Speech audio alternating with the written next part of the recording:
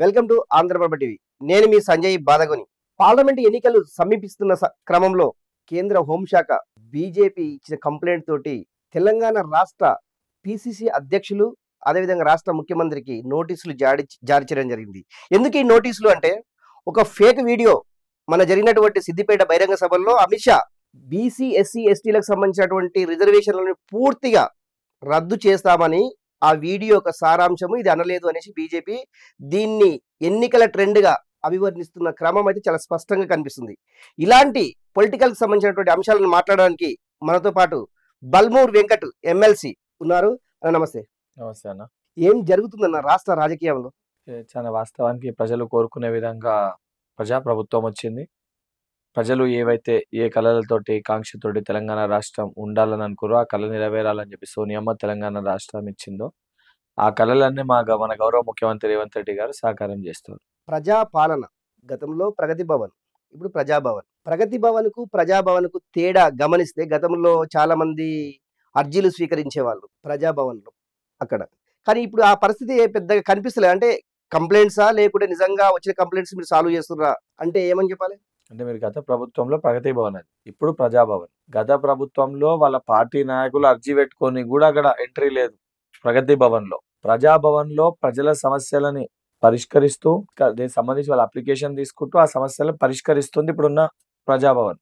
And Praja Bhavan లో క్రమక్రమాన సంఖ్య తగ్గుతుంది. రోజు ఏదైతే సంబంధించి కంప్లైంట్స్ ఇచ్చేవాళ్ళు తగ్గుతున్నారంటే సమస్యలు పరిష్కారం అయితేనే కదా ఇచ్చేవాళ్ళ సంఖ్య తగ్గుతుంది. సమస్యలు ఏవైతున్నాయో పరిష్కారం అవుతున్నాయి.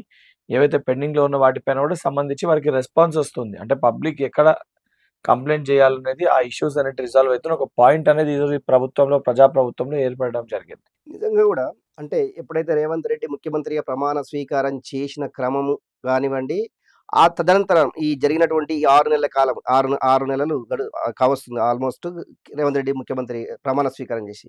అప్పుడు లైన్లు అంటే ఈ ప్రజా సమస్యల పైన కానివ్వండి, ప్రజలకు ఉన్నటువంటి సమస్యలు కానివ్వండి, ప్రజాభవన్కి వచ్చేసి ప్రజాపాలనకు సంబంధించినటువంటి అంశాల మీద చాలా మంది లైన్లు కట్టి వచ్చేవాళ్ళు.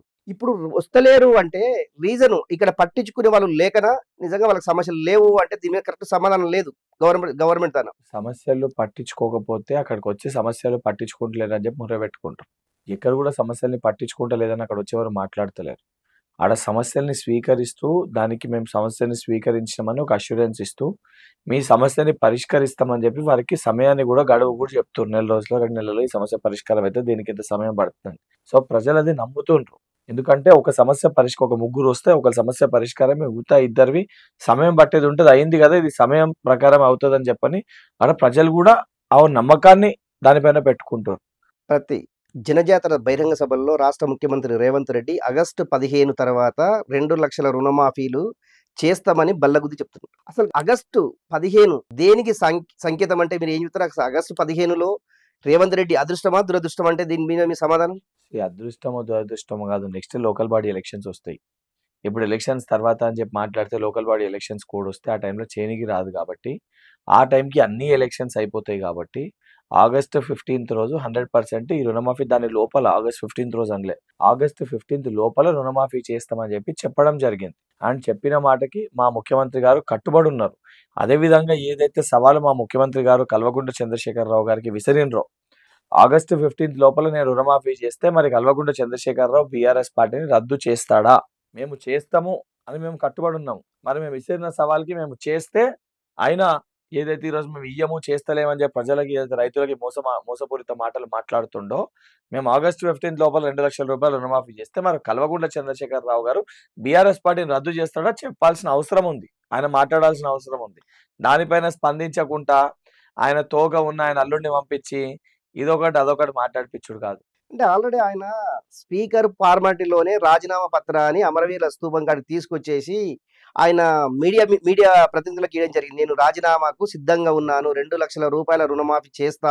మీకు ఆ లెటర్ ని కూడా నేను అమరవీరుల స్తూపం దగ్గర మన ప్రెస్ మీట్ పెట్టి చూపించడం జరిగింది. ఆయన స్పీకర్ ఫార్మాట్ లో తెచ్చిండా, ఏ ఫార్మాట్ లో తెచ్చిండో. సార్ నేనంటే రాజకీయాల్లో సార్ ఇప్పుడు ఎమ్మెల్సీ ఆయన సుదీర్ఘంగా రాజకీయాల్లో ఉన్నాడు. ఎన్నోసార్లు శాసనసభ్యునిగా ఉన్నాడు. ఏదైతే అసెంబ్లీ అఫైర్స్ మినిస్టర్ గా కూడా పనిచేసిన అనుభవం ఉంది హరీష్ రావు గారికి. అది స్పీకర్ ఫార్మాట్ ఉందా తూతూ మంత్రంగా ఆయన తెచ్చిచ్చిండా చాలా స్పష్టంగా ఆయన లేఖ చూస్తే అర్థమవుతుంది. ఇంకోటి, నిజంగా హరీష్ రావు గారు చెప్పిన మాట కట్టుబడి ఉంటే చిత్తశుద్ధి ఉంటే ఆయనకి ముఖ్యమంత్రి దాకేందుకు, ఆయన ఎమ్మెల్యేగా ఉన్నాడు, నేను ఎమ్మెల్సీగా ఉన్నా. ఇదేదో ఆగస్ట్ 15 లోపల సంబంధించి రుణమాఫీ చేయకపోతే నేను రాజీనామా చేస్తా. నిజంగా ఆయనకి చిత్తశుద్ధి ఉంటే మేము చేస్తే మరి ఆయన స్పీకర్ ఫార్మాట్లో లేఖను పంపమని చెప్పండి. మరి ఆయన ఎవరైతే సంబంధించి పెద్దల దగ్గర ఎవరి దగ్గర పెడతామో 2 లేఖలు పెడదాము. 100% మేము చేస్తాము. చేసినాక ఆయన రాజీనామా లేఖని ఆమోదింపజేసే బాధ్యత కూడా నేను తీసుకుంటా. బల్మూరు వెంకట్ ఎమ్మెల్సీకి సంబంధించినటువంటి స్పీకర్ అంటే చైర్మన్ ఫార్మాలిటీలో మీరు రాజీనామా పత్రాన్ని ఇప్పుడు రాసి చూపించగలుగుతారంటే 100% ఇస్తా. హరీష్ రావు లేఖ తీసుకొని రమ్మని చెప్పండి. 100% లేకపోతే హరీష్ రావు నమ్మకం లేకపోతే మనిషిని పంపమని చెప్పండి. నా లేఖ రాసి నేను ఇస్తాను. నేను సిద్ధంగా ఉన్న దానికి. ఎందుకంటే మా ముఖ్యమంత్రి గారు చెప్పారంటే తప్పనిసరిగా చేస్తారని ఒక నమ్మకం నాకుంది. మొదటి సంతకం మీరు ముఖ్యమంత్రి గారు చెప్తారన్న దానికి మొదటి సంతకము నేను రైతు రుణమాఫీల పైన చేస్తా. ఈ 6 గ్యారెంటీల్లో రైతు రుణమాఫీ అనేది ఒకటి అని చెప్పారు. అది 6 నెలలు గడిచిపోయింది, ఆగస్టు పోయింది, అది 8 నెలలు అవుతుంది. అంటే ఇది కాలక్రమేణా అంటే ఒకటి నిజంగా కూడా నిధుల కొరతన అదనేది తర్వాత విషయం. కాకపోతే ఏంటంటే మీరు ముఖ్యమంత్రి గారు మాట మీద నిలబడతారు అన్నదాన్ని నేను చెప్తున్నాను. ఆల్రెడీ 100 రోజులు అయిపోయింది. ఇప్పుడు 5వ నెల రన్నింగ్ నడుస్తుంది. ముఖ్యమంత్రి ప్రమాణ స్వీకారం చేసి ఈ రైతు బంధువులను మళ్ళీ ఆగస్టుకు పెంచారు. మేము ఎక్కడ కూడా మేము ఇచ్చిన మాటని తప్పుతాము, మేము చెయ్యమని చెప్పి మాట్లాడతలేము. కల్వకుంట్ల చంద్రశేఖరరావు గారు రాష్ట్ర ముఖ్యమంత్రిగా ఉన్నప్పుడు అసెంబ్లీ సాక్షిగా ఇంటికొక ఉద్యోగం ఇస్తామని చెప్పి మాట్లాడారు. దాని తర్వాత అదే అసెంబ్లీ సాక్షిగా నేను ఎప్పుడన్నా దిమాగ్ ఖరాబ్ అయిందా, ఇంటికి ఒక ఉద్యోగం ఇచ్చుడు సాధ్యం అవుతుందా, ఏం మాట్లాడుతున్నారు మీరు అని అన్నాడు. మేము ఎక్కడ కూడా మాట మారుస్తలేము. 100% మా ముఖ్యమంత్రి గారు చెప్పారు. ఉన్న పరిస్థితులకి ఇమీడియట్ గా రిజాల్వ్ చేయాల్సిన సమస్యలు ఏమి వాటిని పరిష్కరించారు. ఆ రైతులకు సంబంధించి రుణమాఫీ కూడా ఏంటంటే మీరు అడపా చేస్తాం చేయమని చెప్పి ఎన్ని చేసిరు ఏం చేయలే ఆ లెక్కలన్నింటినీ కూడా పరిగణలోకి తీసుకొని సంపూర్ణంగా దాన్ని సాగ్రిగేట్ చేసి ఏ ఒక్క రైతుకి నష్టం జరగకుండా రుణమాఫీ చేయాలని ఒక దృఢ సంకల్పంతో ఆ బ్యాంక్స్ తోటి అందరితో మాట్లాడి ఆ డిసిషన్ తీసుకొని కొద్దిగా ఆలస్యమైంది. చేయలేమని ఎక్కడ మాట్లాడుతున్నాము, లేదా సగం చేస్తామని చెప్పి మాట్లాడుతున్నాము. 2 లక్షల రూపాయల రుణమాఫీ తప్పనిసరిగా మేము ఇచ్చిన మాట మేరకు చేసి తీరుతాము. ఆ మాటకి మేము కట్టుబడి ఉన్నాము. అండ్ రేవంత్ రెడ్డి గారు ఇచ్చిన మాటకి ఈ రోజు నేను ఇంత కష్టపడి ఈ రోజు ఈ స్థాయిలో నేను ఇంత బలంగా నా పదవికి నేను రాజీనామా చేస్తున్నా అంటే ఎంత నమ్మకము, ఎంత ముఖ్యమంత్రి గారు ఇచ్చిన మాట పైన ఎంత కాన్ఫిడెన్స్ ఉంటే నేను అంత బలంగా చెప్పగలుగుతాను. ముఖ్యమంత్రి గారు చెప్పారు కాబట్టే కదా అంత కాన్ఫిడెంట్ గా కూడా చేయనికి ప్రభుత్వం. ఎందుకంటే ఆ ప్రభుత్వంలో ఉన్నా కాబట్టి నాకు తెలుసు ఆ ప్రక్రియ ప్రాసెస్ స్టార్ట్ అయింది, అది ఎక్కడ దాకా వచ్చింది, ఏ టైం వరకు వస్తుందో నాకు కూడా తెలుసు కదా. గాంధీ భవన్ కు ఢిల్లీ పోలీసులు నోటీసులు.